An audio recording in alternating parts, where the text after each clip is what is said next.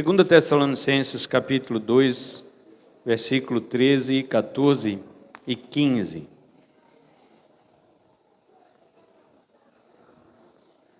Entretanto, devemos sempre dar graças a Deus por vós, irmãos amados pelo Senhor, porque Deus os escolheu desde o princípio para a salvação, pela santificação do Espírito e fé na verdade, para o que também vos chamou mediante o nosso Evangelho, para alcançardes a glória de nosso Senhor Jesus Cristo.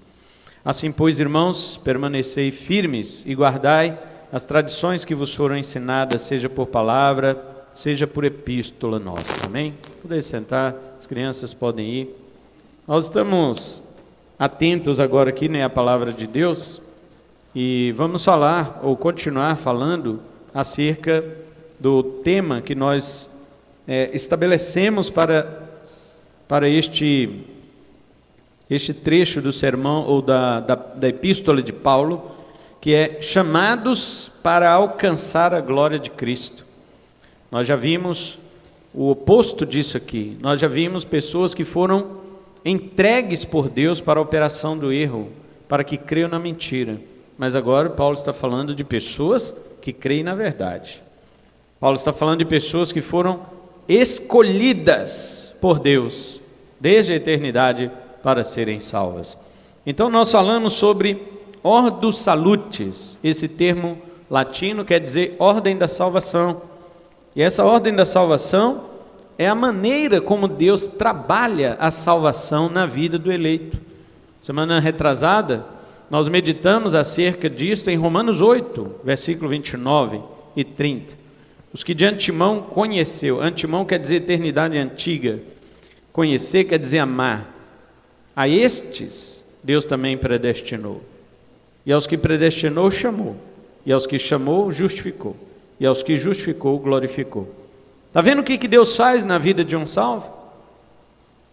As pessoas dizem assim: se tudo está predestinado, a pessoa vai ser salva de qualquer jeito. Você não precisa fazer nada. Elas dizem isto, mas a Bíblia não diz isto. A Bíblia não diz de qualquer jeito. Deus não trabalha de qualquer jeito. Deus é inteligente. Deus é organizado. E por isso a ordem da salvação, a organização do processo da salvação. Deus primeiro ama você, quando você nem existia. Depois Ele, por te amar, Ele te predestina. Por te amar, Ele te escolhe, Ele te elege. É por isso que, como eu disse, eu sou supralapsariano, mas vamos ver isso depois. Nós vimos em Romanos esta ordem da salvação do apóstolo Paulo, mas vimos também um pouco disso em Efésios. Em Efésios capítulo 1, 4 e 5, Paulo diz assim, preste atenção, irmãos: assim como nos escolheu nele antes da fundação do mundo, está vendo aqui? Escolheu, antes da fundação. É na eternidade que Deus determina aqueles que irão ser salvos. E Paulo diz, para sermos santos e irrepreensíveis perante Ele. Então olha aqui, escolheu, é a eleição. Antes da fundação, é na eternidade, para ser santo, santificação, irrepreensível, santificação, perante Ele. Segundo, e em amor nos predestinou. Esse amor é o que ele dantes conheceu, lá de Romanos. O que dantes conheceu. Aí Paulo aqui fala em outras palavras, antes da fundação do mundo, em amor, que é a mesma coisa de antemão conheceu. Nos predestinou para Ele. Olha a predestinação aqui. As pessoas falam de livre-arbítrio, mas não podem mostrar na Bíblia. Nós falamos de predestinação e mostramos na Bíblia. Nos predestinou para Ele, para adoção de filhos. Olha outro benefício da salvação, adoção de filhos. Você não era filho de Deus. Isso é um conceito popular que as pessoas têm, todo mundo é filho de Deus. Não é verdade. A Bíblia diz que aqueles que receberam Jesus pela fé, Deus lhes deu o poder de serem feitos filhos de Deus. As demais pessoas que não creem em Jesus não são filhos de Deus. Está escrito aqui que Ele nos adotou como filhos, por meio de Jesus Cristo, segundo o beneplácito da sua vontade. E as pessoas perguntam, foi alguma coisa em você que Deus viu? Não! Nós falamos isso aqui hoje, né, Marcelo? Na oração de madrugada. Quero agradecer meus companheiros de oração de madrugada por esta semana gloriosa que tivemos aqui. Hoje de manhã nós falamos sobre isto. Se alguém perguntar por que foi que Deus escolheu e alguém responder, Deus te escolheu porque você... Já está errada a resposta. A resposta tem que ser, Deus te escolheu porque Deus... Aí sim. Aí você pode elogiar Deus do jeito que você quiser. Você pode exaltar Deus, você pode glorificar a Deus porque Deus te escolheu, por quê? Porque Deus... Aí você pode elogiar à vontade. Mas nunca você pode dizer, Deus te escolheu, meu irmão, porque você... Não, já está errado. Então nós temos aqui em Efésios eleição, santificação, predestinação e adoção. E lá no versículo 13, ele fala do chamado eficaz. Em Efésios 1,13, Paulo diz, tendo nele também crido, quando ouviste o evangelho da vossa salvação, está vendo? Ele fala ali de ouvir o evangelho, que é o chamado eficaz, e crer nele, que é conversão e fé, conversão que é fé e arrependimento, foste selado pelo Espírito da promessa. Até o batismo no Espírito Santo, Paulo coloca ali. Paulo não é exaustivo, ou seja, ele não coloca em uma ordem rígida, em nenhum texto bíblico, mas relata que existe uma certa ordem dos acontecimentos da salvação na vida de um eleito. Voltando agora para Tessalonicenses, a ordem de salvação de Paulo parece ser mais completa, embora não na ordem também que os teólogos sistemáticos coloquem hoje. Então vamos voltar aqui, deixe a sua Bíblia agora aberta aí, 2 Tessalonicenses 2. Em primeiro lugar, Paulo diz no versículo 13, irmãos amados do Senhor. Viram aí? Entretanto, devemos sempre dar graças a Deus por vós, irmãos amados pelo Senhor. Aí está. Vamos focar nessa parte aqui do versículo, nesta frase. Irmãos amados do Senhor. Que doutrina é esta? Essa doutrina que o apóstolo Paulo está falando aqui é aquela que nós já mencionamos em Romanos, doutrina do amor eterno. Assim como em Romanos 8:29, onde o apóstolo diz sobre aqueles que Deus de antemão conheceu, isto é, aqueles que Deus amou na eternidade antiga, ou seja, Deus teve intimidade com eles, porque conhecer na Bíblia significa ter relação íntima, tá? Tem texto na Bíblia, inclusive, que quando vai falar de relação de marido e mulher, fala conheceu. Adão conheceu Eva, sua mulher. É relação de marido e mulher, relação íntima, relação marital. E quando se trata do assunto espiritual, também é dita essa mesma palavra, conhecer, significa ter relação íntima espiritual com Deus. Preste atenção nisto. Quando Jesus Cristo voltar e for julgar todas as pessoas, muitos supostos crentes vão entrar em juízo. Os verdadeiros crentes não entram em juízo. Os verdadeiros cristãos, Jesus falou em João 5, versículo 24, não entram em juízo, porque passaram da morte para a vida. Mas muitos supostos crentes vão entrar em juízo. E quando eles entrarem em juízo, Jesus dirá para eles da seguinte maneira, nunca vos conheci. Ora, se conhecer fosse saber quem é, Jesus estaria mentindo, porque nesse caso, Jesus sabe quem é todo mundo. Mas quando Jesus diz, nunca vos conheci, Ele está dizendo, nunca tive uma relação íntima com você. Ah, Senhor, mas em teu nome nós profetizamos. Tudo bem, eu te dei uma ferramenta para você trabalhar, mas eu não tinha relação com você. É isso que Jesus está dizendo. Nunca te conheci, nunca tive uma relação íntima comigo. Jesus está dizendo, ou vai dizer, né? Mas Ele disse já que Ele vai dizer, então Ele está dizendo. Jesus disse que vai dizer o seguinte no dia do juízo, nunca eu tive uma relação com você. Isso significa, irmão, e você pode observar isso em sua vida, você tem uma relação íntima com Jesus? Você ora, você fala com Ele? Você realmente sabe, quando você está falando com Ele, que Ele está ali perto de você, que Ele está te ouvindo? E às vezes, quando você tem a sensação de que Ele não está ali te ouvindo, você quer chutar tudo? Você quer abandonar tudo porque você acha que Ele não está te ouvindo? porque a sua situação não se resolve? E você acha que isso é relação íntima? Relação íntima é interesse? Relação íntima é interesse, irmãos? Quando você ama verdadeiramente e de fato, você ama por interesse? Você ama o que a pessoa tem ou o que a pessoa é? Quando você ama a sua esposa, quando você ama o seu esposo, quando você ama o seu filho, você ama pelo que ele tem? Mas os crentes dizem que amam a Jesus, mas estão interessados no que ele tem para dar. E se Jesus não der? E se Jesus se mantém à distância, como se não estivesse ouvindo sua oração, ele ameaça Jesus. Ele ameaça, ele diz: eu vou deixar os teus caminhos. E dizem que tem relação íntima com Jesus. Como assim? Que relação íntima é essa que você se relaciona com a pessoa que você diz que ama, mas você está interessado no que ela tem e não em quem ela é? O que é isso?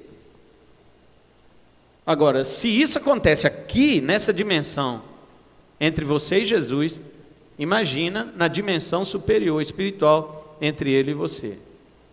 Ele vai dizer: eu é que nunca te conheci.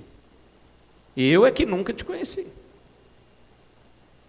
Esse negócio de você profetizar, expulsar demônio, esse negócio de você ter dons, aí foi eu que te dei. Eu queria saber da sua relação comigo. Lembra o que falamos na ceia? Senhor, quem tem mais no céu? Não há ninguém que eu ame mais na terra. Ah, mas quero ver. Quero ver isso na vida dos crentes.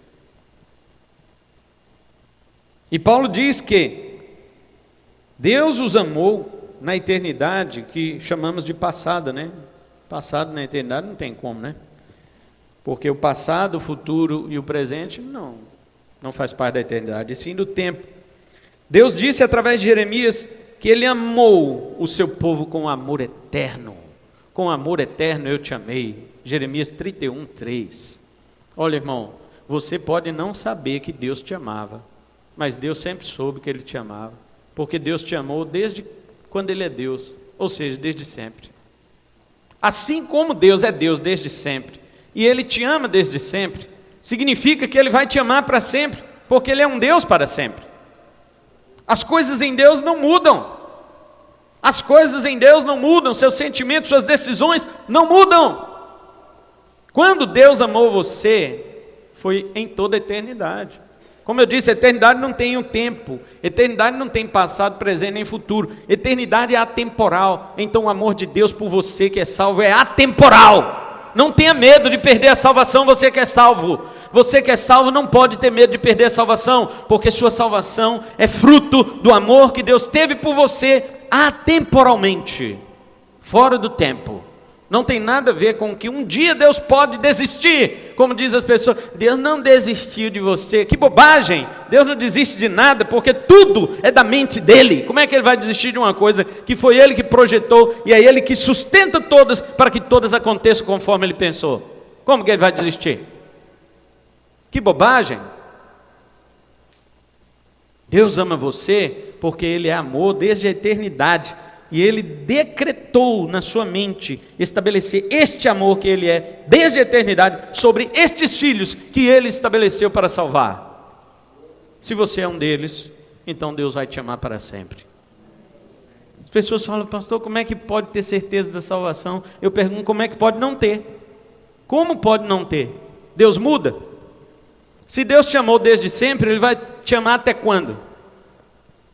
Não ouvi. Se ele te ama desde sempre, ele vai te amar até quando? Então, que medo de perder a salvação. Portanto, foi lá que fomos amados. Teologicamente, nós fomos amados nos decretos de Deus. É por isso que eu sou supralapsariano. Supra quer dizer antes, né? E lapsus quer dizer queda. Eu entendo que os planos de Deus foram estabelecidos antes da queda. O plano de te salvar, o plano de te amar, foi estabelecido antes do plano. Não estou falando da queda de Adão, estou falando do plano de Deus, que Adão ia cair, entendeu? Estou falando de coisas da mente de Deus, não dos acontecimentos. Deus estabeleceu amar você, ter você como filho, antes de Deus estabelecer que Adão ia cair.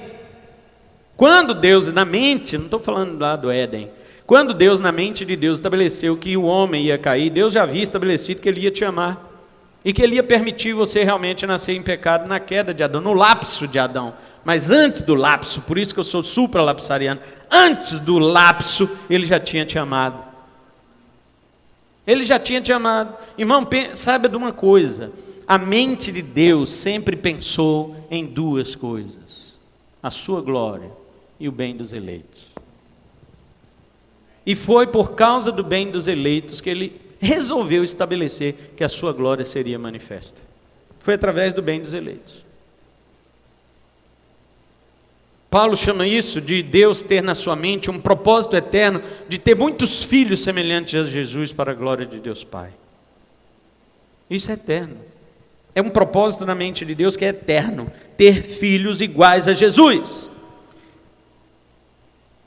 Nesse sistema de pensamento que eu estou falando, dos decretos de Deus, o raciocínio é que Deus primeiramente estabelece que a sua glória é manifesta pelos eleitos que Ele amou.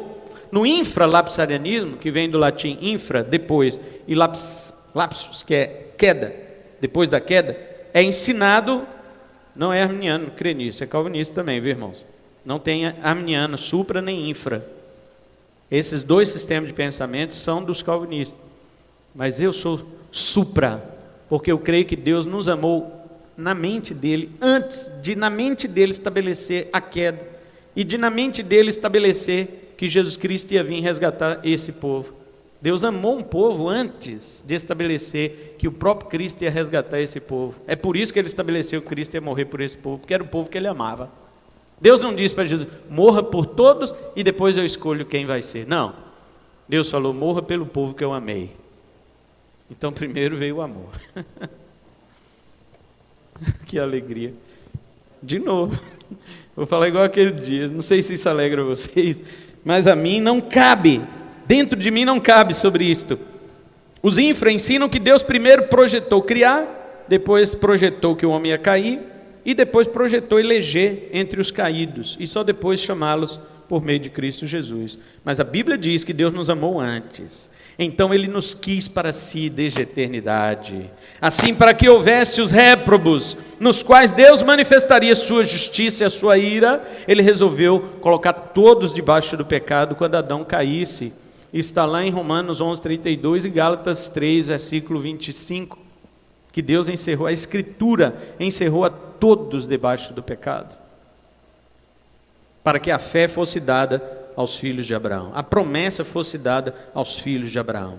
Os filhos de Abraão são os que creem em Jesus, não são filhos da carne, não são filhos do sangue, não são aqueles que herdaram a descendência genética de Abraão, mas sim aqueles que creram nas promessas de Deus, como Abraão creu. Então, para que houvesse esses reprovados, nos quais Deus manifestaria a sua justiça, então Deus também encerrou todos debaixo do pecado de Adão. Então Ele decretou a criação. Depois que Deus estabeleceu quem ia ser salvo, quem ia ser perdido, Ele estabelece na mente dele que Ele ia criar. Aí depois da criação Ele estabelece que Cristo virá depois da queda, já com o propósito da queda. Cristo virá como um cordeiro morto desde a fundação do mundo. Apocalipse 13:8. Eu antigamente não entendia por que Apocalipse 13:8 fala que Jesus é o cordeiro morto desde a fundação do mundo. Como assim? Aí todos nós, na nossa ainda imaturidade teológica, nós falamos, é porque Deus já sabia que Jesus ia morrer. Não é disso, irmão. Isso aqui não está falando de onisciência. Não.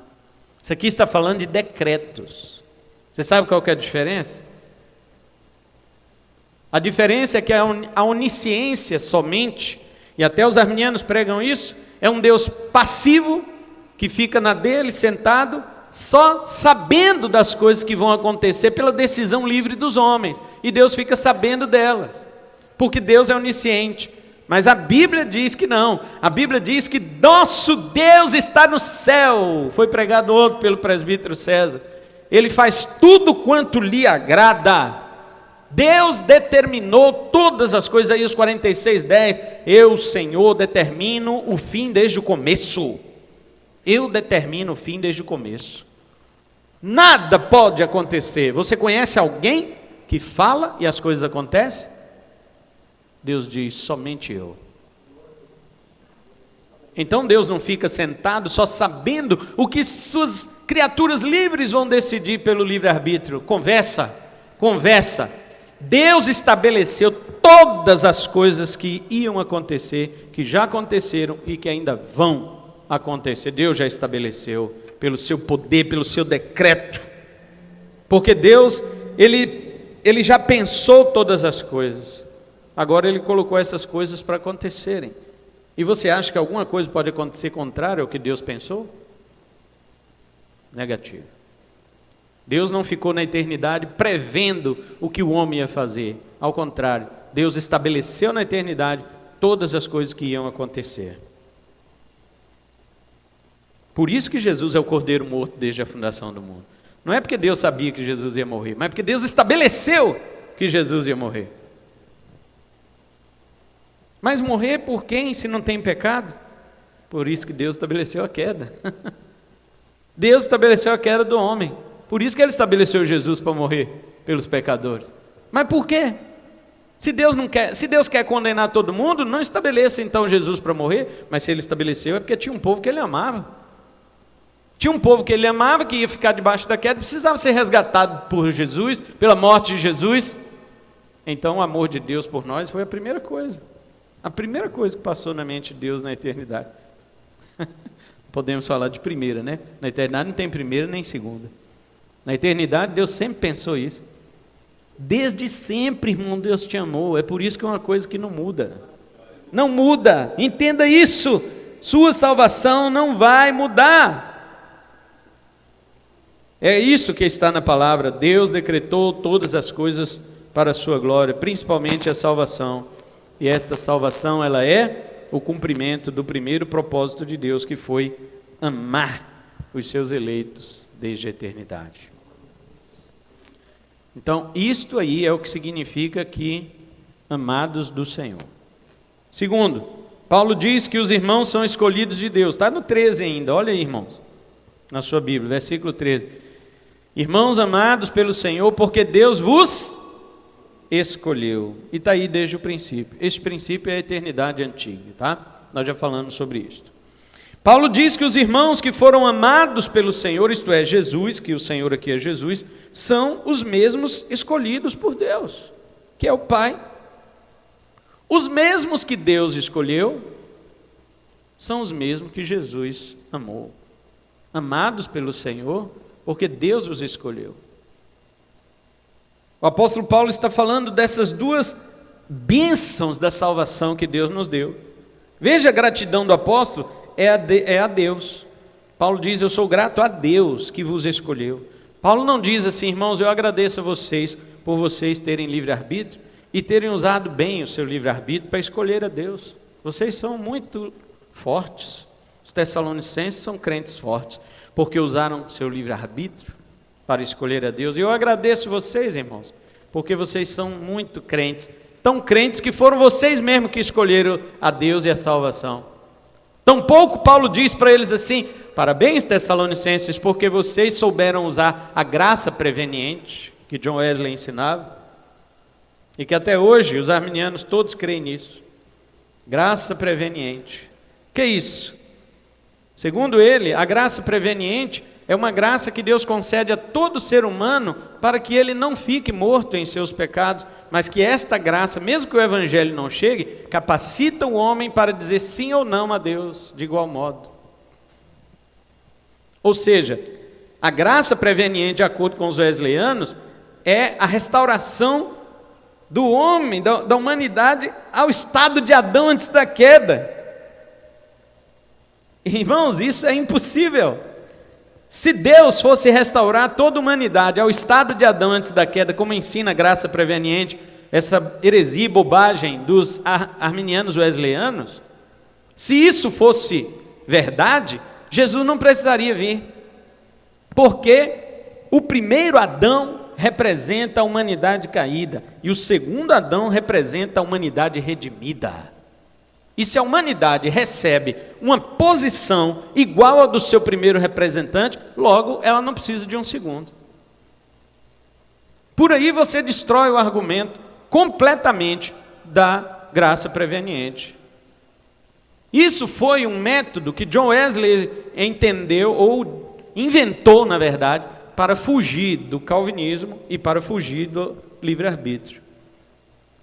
Ele pregava, sim, que o homem é morto em seus delitos e pecados, mas assim que ele nasce, ele recebe uma graça preveniente de Deus, que tira ele dessa condição e lhe torna livre, assim, para escolher ou não, quando o evangelho chegar até ele. Ou seja, uma restauração do livre-arbítrio. Se o homem é restaurado a um suposto livre-arbítrio, então nós não precisamos de um segundo representante. Não precisa. Cada qual se represente a si mesmo. Aliás, destrói até o primeiro representante, né? Destrói até o primeiro representante. Então, John Wesley está certo e o apóstolo Paulo está errado. Porque o apóstolo Paulo diz que Adão foi o nosso representante. Adão, como por um homem entrou o pecado no mundo, pelo pecado entrou a morte, e a morte passou a todos os homens, porque todos pecaram. Por que todos pecaram? Porque o pecado de Adão foi atribuído a toda a humanidade. Adão, sendo o nosso representante, Deus considerou que toda a humanidade caiu com ele quando ele caiu no Éden. Ah, mas eu não estava lá em Adão, eu não estava lá. E da mesma forma, quando Jesus venceu, você também não estava lá. Mas Deus considera que você venceu junto com Jesus. Então, da mesma forma que você nasceu de sua mãe, caído em Adão, você nasceu do alto, erguido em Cristo. Nós temos um representante agora, que é o segundo Adão, o último Adão. Então, John Wesley, se ele estivesse certo, teríamos vários Adões. Mas a Bíblia chama do primeiro Adão, que foi aquele do Éden, e o segundo Adão, que foi o da cruz, ou último. Em 1 Coríntios ele fala, último Adão. Se é o último, não tem outro. Então, essa doutrina da graça preveniente, embora seja um galho que os arminianos usam para se apegar e dizer, está vendo que nós não precisamos defender nada de predestinação, porque tem esse galho aqui para nós nos apegarmos, mas são galhos soltos à beira de rios. Paulo não dá graças ao homem. Paulo não louva os Tessalonicenses, ele louva a Deus. Ele agradece a Deus. Por quê? Porque Deus vos escolheu desde o princípio. Se a salvação fosse uma escolha humana, Paulo parabenizaria os cristãos de Tessalônica por sua inteligência e eficácia em escolher a Deus. Mas Paulo usa um termo grego até antigo, obsoleto, que significa preferido, tomado para si, quando ele fala dos eleitos, dos escolhidos. Eu agradeço a Deus, Tessalonicenses, por Deus ter preferido vocês. Não há absolutamente nada que negue a escolha de Deus sobre o seu povo na Bíblia para a salvação. Ao contrário, a Bíblia é claríssima sobre o ensino da eleição, assim como fica claro em Romanos 8, 29 e 30 e Efésios 1, 4, que nós já falamos. Mas escolhidos desde quando?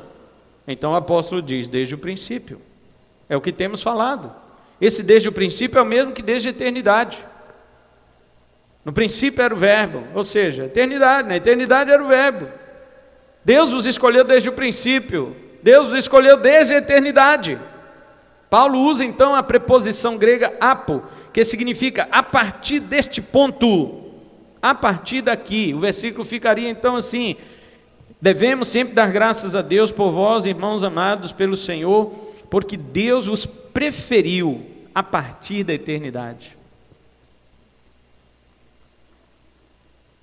Deus tem filhos preferidos. Não me refiro filhos entre filhos e filhos, não. Mas entre todas as criaturas de Deus, os filhos de Deus são preferidos, são prediletos de Deus, são privilegiados de Deus entre as criaturas de Deus. Eu achei que eu ouvi um glória a Deus, um amém, mas tá bom. Na próxima vocês falam. Então, é o que também o apóstolo Paulo disse aos romanos, que Deus nos conheceu de antemão. Isso é eternidade, é a mente de Deus na eternidade amando você. Agora veja, para que foi que Deus nos escolheu? Vimos que Ele nos amou, vimos que Ele nos escolheu desde sempre, mas para quê? Para a salvação. Olha aqui, versículo 13 ainda, irmão, leia aí, ó. Porque Deus os escolheu desde o princípio para a salvação. Para a salvação. Ou seja, a preposição aqui, ela agora usa para dentro. Continuando, Paulo diz: Deus os escolheu a partir da eternidade para dentro da salvação. Queridos, é impossível você sair disso, porque você veio na mente de Deus da eternidade para dentro deste processo que nós estamos falando aqui. Deus inseriu você, Deus incluiu, Deus embutiu você dentro do processo da salvação. Esta é a preposição que o apóstolo Paulo usa, para dentro da salvação. Ou seja, o ponto de partida foi a eternidade e o ponto de condução foi para dentro da salvação. É isso que eu estou dizendo. O supralapsarianismo é realmente bíblico. Glorificado seja o nome de Deus. Há muitas pessoas que dizem que Deus escolhe sim, mas apenas para ministérios e não para a salvação. Deus deixa para a salvação o livre-arbítrio do homem. Eu tive uma professora que dizia isso. Ela dizia: eu creio na predestinação para ministérios, mas não na predestinação para a salvação. Eu mostrei para ela justamente esse texto, justamente este versículo. Professora, me explica então o versículo 13 de 2 Tessalonicenses 2, que Paulo diz que dá graças a Deus, irmãos amados, porque Deus vos escolheu desde o princípio para a salvação. Não é para ministério, professora. Imagina Deus chamando você e obrigando você a cumprir um ministério que é terreno, que é passageiro, e no que se trata da eternidade, Ele deixa na sua própria mão. Imagina que Deus irresponsável. Imagina que Deus é este. De forma nenhuma. Eles alegam ou blasfemam do Deus calvinista, entre aspas, eles blasfemam do Deus calvinista. Mas isto que seria uma blasfêmia. De dizer que Deus obriga o homem para o ministério que Ele o chamou, mas que quanto à eternidade deixa este homem livre. Ah, meus irmãos, não é isso que o apóstolo Paulo diz. Paulo diz claramente: é para a salvação que Deus escolheu. Então, se fosse para o ministério ou algo passageiro, cairia por terra o amor de Deus. O amor com que Ele nos amou desde a eternidade. Deus nos amou desde a eternidade para quê? Para te dar um ministério passageiro? Um ministério que não é eterno? Porque no céu, eu tenho um ministério terreno, eu sou um pastor, mas no céu eu não vou ser pastor. Lá haverá um único pastor. João 10,16. João 10,16, Jesus fala: haverá um só rebanho e um só pastor. Isso que eu tenho aqui é passageiro. Agora Deus me obriga para isso que é passageiro, e com relação ao que é eterno, Ele deixa na minha mão de alface, igual aqueles goleiros do Flamengo. Desculpa, irmão.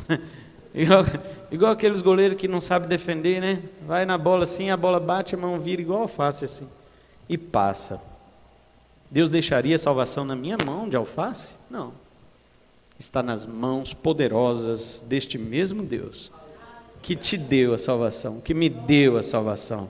E Ele fez isso porque me amou, porque amou você na eternidade, antes de qualquer coisa existir. Só existia Pai, Filho e Espírito Santo. Se a gente puder fazer uma comparação boba aqui, porque para nós tem que ser comparação boba, né? Quando vai falar de Deus, a gente só fala de modo bem infantil, porque ninguém pode saber como é essa relação intratrinitária. Mas imagine você, Deus falando assim para o Filho: você está pensando no que eu estou pensando? E Jesus dizendo: mas é claro, Pai, na minha mente já passou tudo que está na tua mente. Então você sabe quem é esse povo, né? Sim. Já sabe o que você vai fazer? Sim. É por eles que eu vou morrer. Por quê? Você sabe? Sim, porque o Senhor decretou que todos eles vão nascer em pecado. E para que esse pecado? Você sabe? Sim, para manifestar a tua justiça. Eu serei tua justiça na vida deles. É claro que não existe isso, né, irmão? Jesus e o pai dele não precisam conversar, porque o que passa na cabeça de um passa na cabeça do outro. Ele precisa conversar? Mas que relação é essa? Não sei. Eu sei que vocês precisam me ouvir, para vocês procurar me entender. Na hora que eu estou falando, primeiro você espera eu processar a minha fala na minha mente, para depois eu pronunciar aquilo que eu processei, para que vocês então, através do ouvir, processem também, para ver se vocês realmente entenderam aquilo que eu quis dizer. O Pai, o Filho e o Espírito Santo não processa pensamento. O pensamento dele é eterno. O pensamento de Deus é eterno. Tudo que passou na cabeça de Deus, passou na cabeça de Jesus e do Espírito Santo desde sempre e para sempre.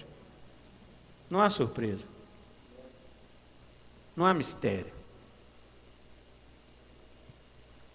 Então, eu vou parar aqui porque nosso tempo já se foi. E depois vamos ver ainda que nestes versículos existem outros presentes dentro desse pacote da salvação. Amém? Vamos ficar em pé e agradecer ao Senhor por esta riquíssima bênção, que é a bênção da salvação. E eu digo a você que ainda não entrou dentro desse pacote. Jesus Cristo te chama hoje pelo Evangelho.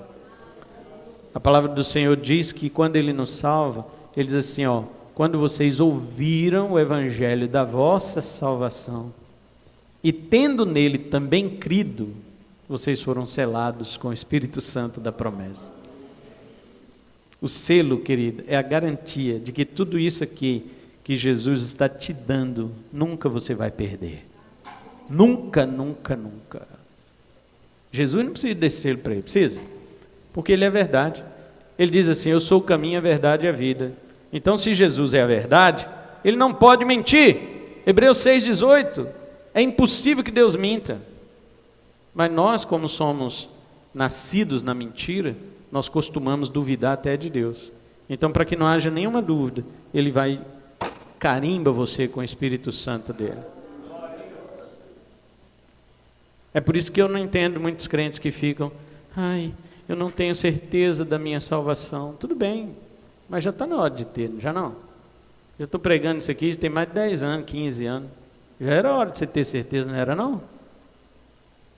E olha que eu estou falando de um pregador humano, mas que usa a palavra poderosa de Deus, cuja palavra é inspirada pelo Espírito, e este mesmo Espírito que está aqui nessa noite, entra na sua cabeça, entra no seu espírito, e ele fala suavemente, diz assim, você é filho de Deus. Ele testifica isso. Pela palavra pregada, e pelo testemunho interior do Espírito Santo, ele diz, você é filho de Deus.